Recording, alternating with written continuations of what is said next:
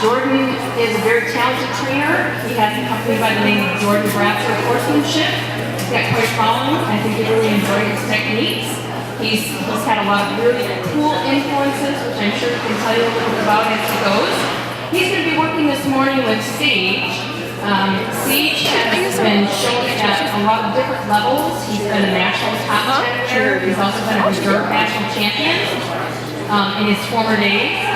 And over some time, we think that Sage's last owner probably let him get away with quite a bit of pushiness. So he's a little pushy on the ground, and he's got some stress from whatever has been done with him in the past.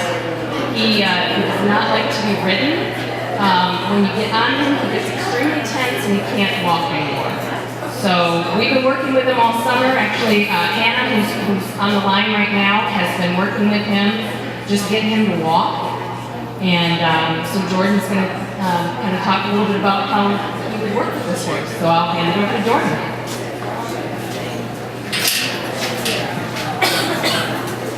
All right, how we doing, guys? Good. All right. Wow, this is quite a show. Everybody made it to the corner. All right, we don't have a lot of room in here, obviously. This is kind of like a big breeding stall, but we have, we all have to be able to at least kind of talk to you a little bit about the philosophy that I teach by, my program that I developed, and how it kind of applies to your situation. Sometimes you're going to find that a lot of you guys might not necessarily just all be like, okay, I have an untouched young horse that I got to get started. All right, some people might have a horse that they just bought. It's 12 years old, 13 years old. It's been started. It's been finished, and they run into problems with the horse. Like maybe, okay, it could be like the horse has a specific thing that maybe mounting is hard. Once you're on it, it's great. Okay, you just got to get through that 30-second hump. All right, there's all sorts of little frustrating things that can happen with horses that have a somewhat of a foundation, but yet there are the holes, right? And there are the holes in the foundation. So what I was informed about the horse just before I came in here was the horse having a fear of the riding situation. So for example, when you get on, the horse is almost scared of the discipline. So when the horse feels like it's going to do something wrong, the horse goes into a mode of panic.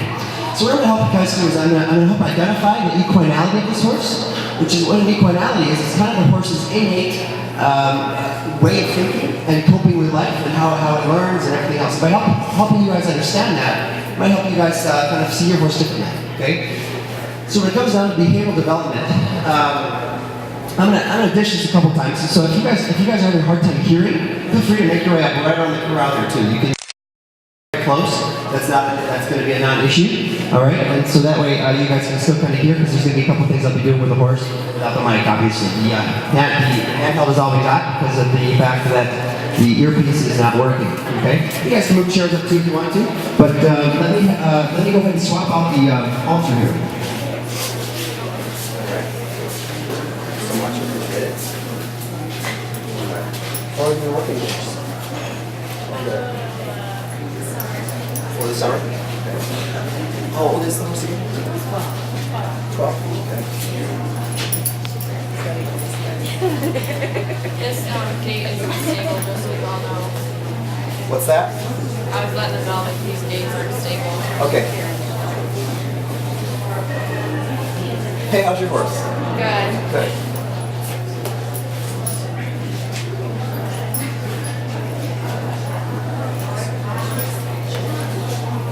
Okay.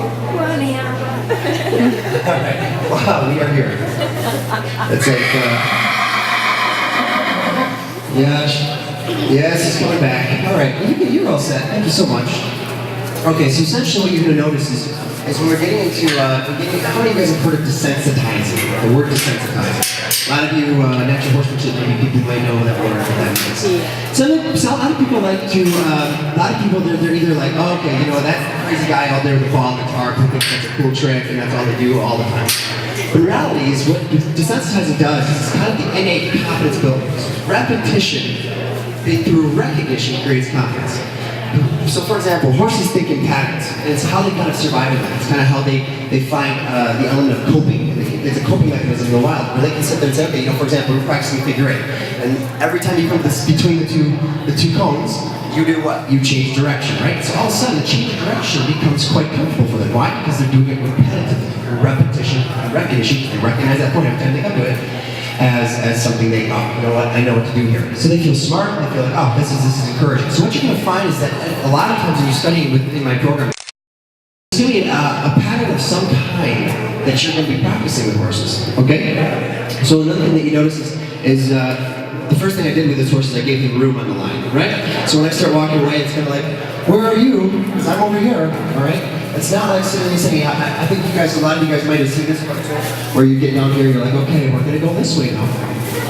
But if you think about it, you know, it's like, what if you wives out there said, okay, honey, come here, we're going to go Christmas shopping.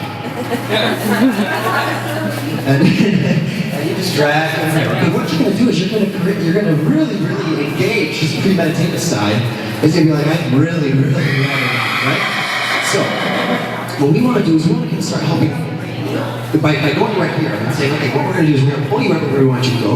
We're going to push you where we want to push you. We're going to pull you where we want to pull you. All of a sudden, the horse has got the ability to feel smart and feel like they have the opportunity to become a part of the relationship, to be able to have their opinions expressed. A lot of people sit there and they want the horse to not have their opinions expressed. They're kind of saying, no, no, no, we want to keep them from doing that. That's when you go into mechanics. But we want to help the horse understand is, no, no, no, your opinion is going to be valued, it's going to be acknowledged, but it won't necessarily be put into practice. And it's not that it's not even fun. Your opinion is fun. We can do that. Bucking, that's great, whatever. But let me show you, mine is more fun. That's all, okay? I want to help the horse understand that my idea is just more fun. Instead of a lot of people sitting there saying, okay, no, that was wrong, that was wrong, that was wrong, that was wrong. Let's sit there and say, okay, you know what? Let me help you do your idea. So sometimes when you're thinking, for example, like an impulsive horse, and I'm going to get down to this horse's specific problem in just a minute, but I kind of want to talk in generalities just a minute, so we can help you guys better understand the horse's equinality in just a minute. All right, another thing is you guys are going to have to forgive me. I talk fast. All right, you guys know that. All right, a lot of things that that's why we're releasing a DVD curriculum is because you guys have the rewind button and just be like, what did he just say? And you're watching again, okay?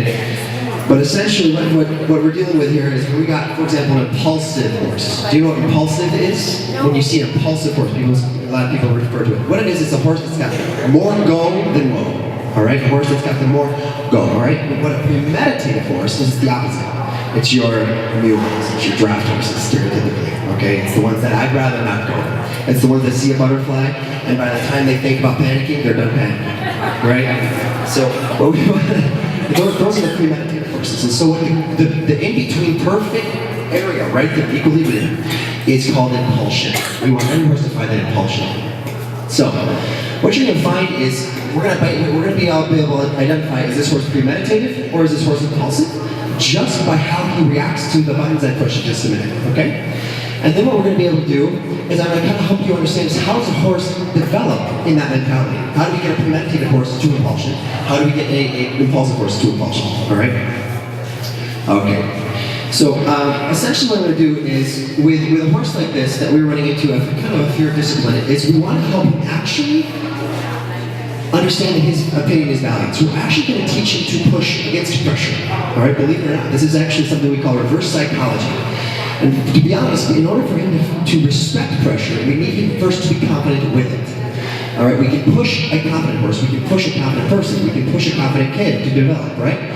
But we can't really push an unconfident situation. If we push an unconfident situation, we move them into a happy place, and we continue to push them when they're in a happy place, then they go into something we call catatonic, which is when they come out fighting, all right? And everything just unravels and explodes, and we regress and we take a lot of backward steps, okay? So, with this situation, what we want to do is, when I hear about him having little problems with riding, I'm already seeing that he's probably on the right brain introvert, and we get into characteristics of personality, complicated, smooth. All right, now what we're talking here is, right brain is, or he's innately unconfident. That's all that means, okay? He's innately unconfident by nature. He might be able to learn a lot of things, and be able to sit there and say, you know what? This guy, you know, when he comes in here and he takes my line and pushes it towards my neck, that means back up, I know what to do.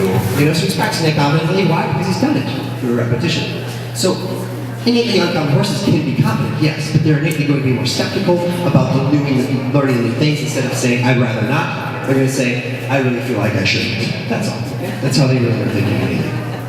Okay, so.